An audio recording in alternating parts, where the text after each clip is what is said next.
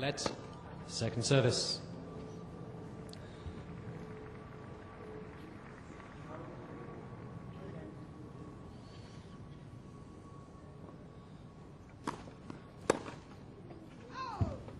$30 love.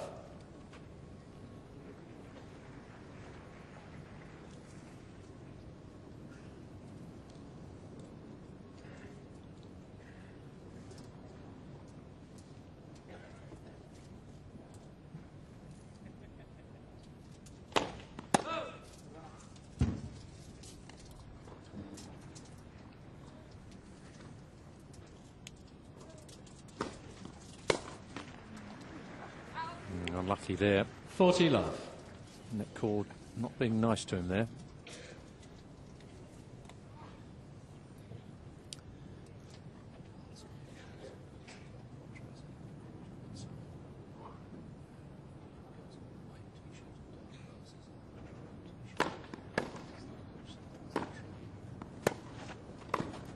Impressive. Game, Del Potro.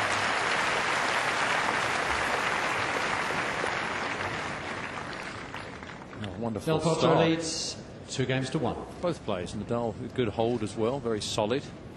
I was just thinking psychologically, a lot of the players, they must love when they get Nadal on grass. They look and they see the colour of the court surface, and they know Nadal obviously is a good player. He got the final of Wimbledon, so he's not a mug on grass, but at least you can shorten the points. And it's almost payback time for what he puts you through at the French Open, where he runs down 30 shots every rally. At least on this surface already, Del Potro is getting cheap points, and he must be thinking, oh, now this is where I like to be at against you.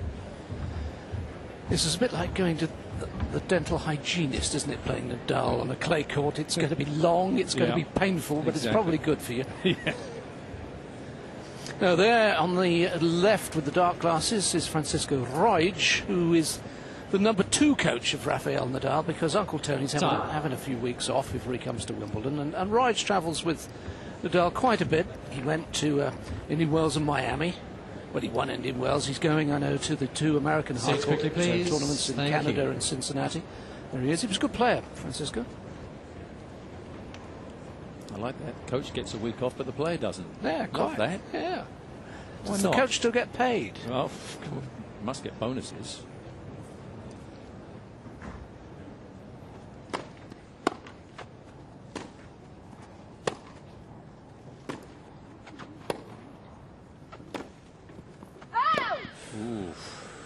Last 15. He's having a little look about that, wondering whether to challenge. I don't think he is. No, it's too late now. Should he have challenged? Oof. No. No, miles out. 3 millimetres out.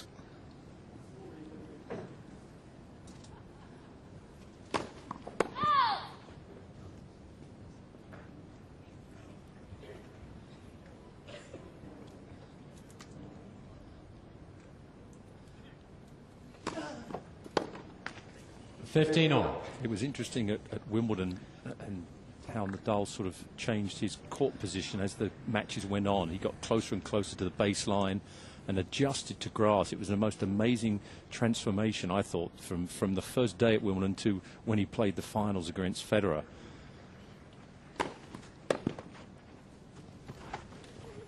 Oh, lovely shot. Now, whether he's still got that in the memory banks and will come out here and right away sort of 30-15. go back to business like he did at the end of Wimbledon, or whether it'll take him just a bit of time to sort of mentally get used to the difference of the surface he's just come from only a few days ago.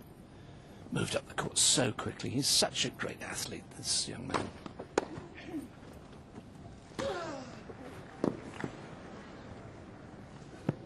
Oh, lovely. He's certainly serving well at the start. Very impressive. 40-15. If he can get that first serve rolling in at those type of speeds and with that accuracy, he's going to open up the court on the second shot. And that's what his aim is.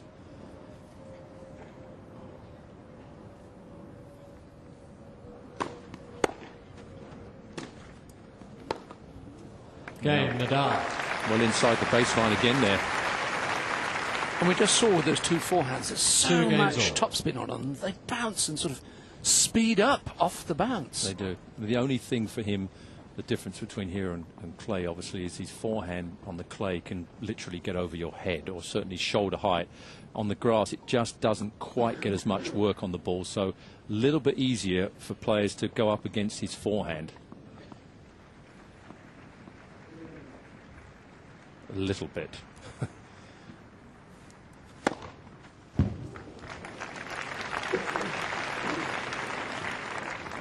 $15 love. 5 aces already. Mind you, when you're standing 6'5", you add on an arm, you add on the length of the racket, you jump up in the air, probably about 10 feet, 11 feet it's coming down from.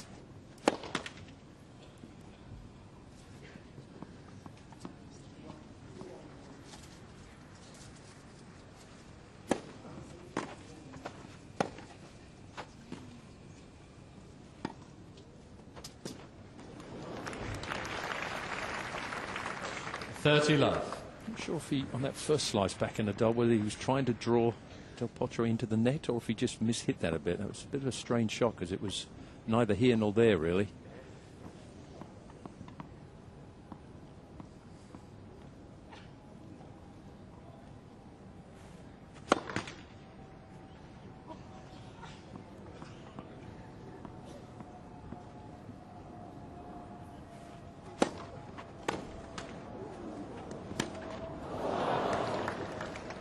$30-15. Didn't adjust too well on that one. Looked like it was a little slip on that forehand.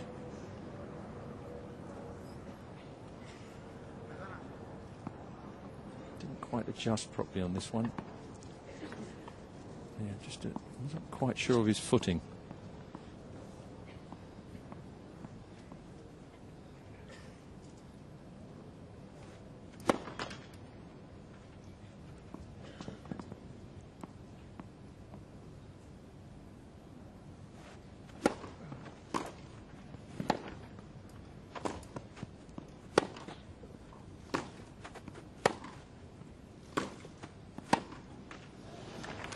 Each backhand getting a little faster, a little deeper. 30 all. And already it is evident that he is standing so much closer to the baseline, Nadal. We're used to him at the French, not necessarily on the return to serve, but once he gets that first return back and the baseline at the clay courts, he's right back with the lines judges normally.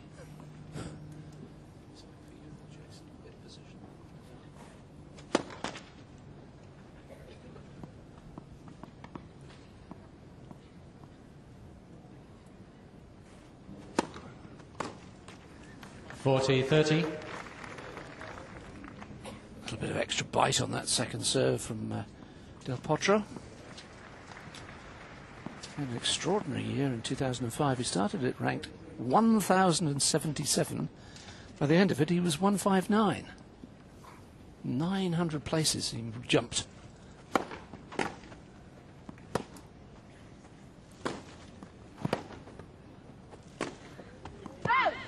Game, Del Potro.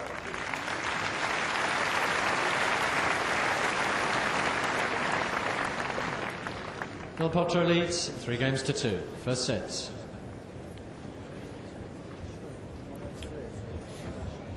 So no sign of a break of serve so far. No break points in the opening 5 games, but already plenty to interest. This packed house. These tickets sold out months in advance. Looking at Del Potro, you've said that he's, in your opinion, is going to be a top 10 player. What makes you say that?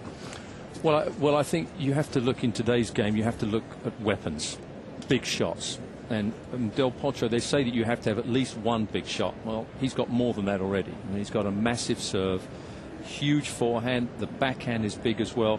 His mobility, I think, for a 6'5" player is actually very good.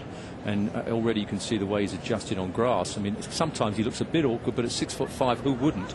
I think his speed around the court, he's got a great attitude against Nadal at the French Open. Even though he lost a tight first set, he was in there the whole time. And a lot of players of his age may have sort of felt that the match was over, but he stuck it. It looked mentally to me like he's tough.